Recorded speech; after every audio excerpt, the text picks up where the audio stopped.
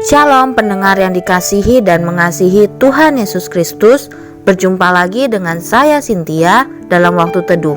Marilah kita menyiapkan hati kita untuk mendengarkan firman Tuhan.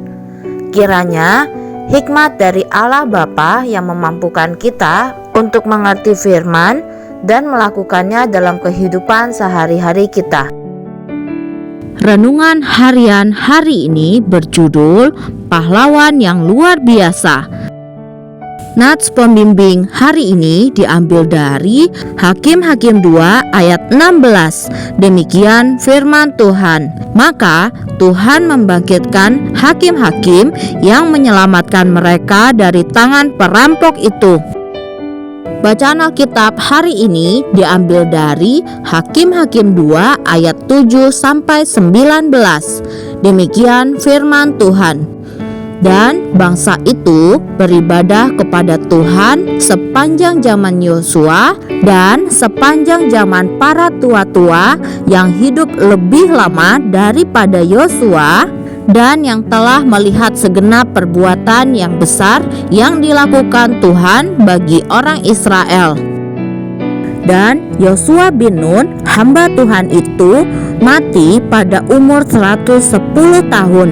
Ia dikuburkan di daerah milik pusakanya di Timnat Heres di pegunungan Efraim di sebelah utara Gunung Gaas. Setelah seluruh angkatan itu dikumpulkan kepada nenek moyangnya, bangkitlah sesudah mereka itu angkatan yang lain yang tidak mengenal Tuhan ataupun perbuatan yang dilakukannya bagi orang Israel. Lalu orang Israel melakukan apa yang jahat di mata Tuhan dan mereka beribadah kepada para Baal. Mereka meninggalkan Tuhan, Allah nenek moyang mereka yang telah membawa mereka keluar dari tanah Mesir, lalu mengikuti Allah lain dari antara Allah bangsa-bangsa di sekeliling mereka dan sujud menyembah kepadanya sehingga mereka menyakiti hati Tuhan. Demikianlah mereka meninggalkan Tuhan dan beribadah kepada Baal dan para Asitoret. Maka bangkitlah murka Tuhan terhadap orang Israel. Ia menyerahkan mereka ke dalam tangan perampok dan menjual mereka kepada musuh di sekeliling mereka, sehingga mereka tidak sanggup lagi menghadapi musuh mereka. Setiap kali mereka maju, tangan Tuhan melawan mereka dan mendatangkan malapetaka kepada mereka sesuai dengan apa yang telah diperingatkan kepada mereka oleh Tuhan dengan sumpah, sehingga mereka sangat terdesak. Maka Tuhan membangkitkan hakim-hakim yang menyelamatkan mereka dari tangan perampok itu. Tetapi juga para hakim itu tidak mereka hiraukan, karena mereka berzina dengan mengikuti Allah lain dan sujud menyembah kepadanya. Mereka segera menyimpang dari jalan yang ditempuh oleh nenek moyangnya yang mendengarkan firman Tuhan. Mereka melakukan yang tidak patut. Setiap kali apabila Tuhan membangkitkan seorang hakim bagi mereka, maka Tuhan menyertai hakim itu dan menyelamatkan mereka dari tangan musuh mereka selama hakim itu hidup. Sebab Tuhan berbelas kasihan mendengar rintihan mereka karena orang-orang yang mendesak dan menindas mereka. Tetapi apabila hakim itu mati, kembalilah mereka berlaku jahat, lebih jahat dari nenek moyang mereka, dengan mengikuti Allah lain, beribadah kepadanya dan sujud menyembah kepadanya. Dalam hal apapun mereka tidak berhenti dengan perbuatan dan kelakuan mereka yang tegar itu. Kitab Hakim-Hakim adalah kisah tentang umat Allah yang mengabaikan perkara rohani dan memberontak.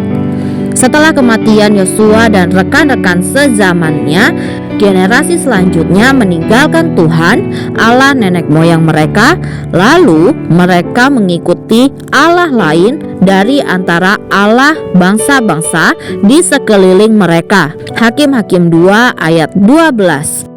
Tampaknya sulit untuk menemukan pahlawan iman di tengah catatan yang buruk tentang kesetiaan ini. Tetapi ternyata ada 4 pahlawan iman dari zaman hakim-hakim: Gideon, Barak, Simson, dan Yefta. Disebutkan dalam Perjanjian Baru di kitab Ibrani. Bersama dengan Nuh, Abraham, Musa, dan orang-orang terkemuka lainnya, mereka dipuji karena iman mereka.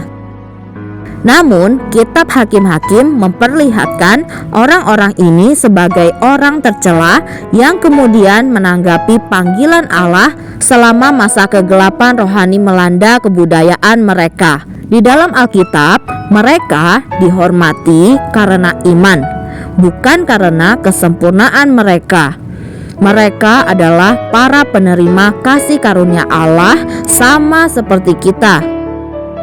Dalam setiap generasi, Allah memunculkan orang-orang yang setia terhadap Dia dan firman-Nya. Ukuran hidup mereka dan hidup kita bukan karena tidak pernah gagal, tetapi karena menerima pengampunan penuh kasih dari Allah dan memiliki iman untuk menaati panggilan-Nya. Semua pejuang Allah adalah pahlawan yang luar biasa. Pahlawan surgawi tak pernah mengukir nama di tiang marmer untuk dipuja. Mereka membangun warisan yang berasal dari hidup bagi raja yang kekal. Iman di dalam Kristus dapat menjadikan orang biasa menjadi pahlawan yang luar biasa. Demikianlah renungan harian hari ini. Sampai jumpa lagi pada kesempatan berikutnya. Tuhan Yesus memberkati kita semua.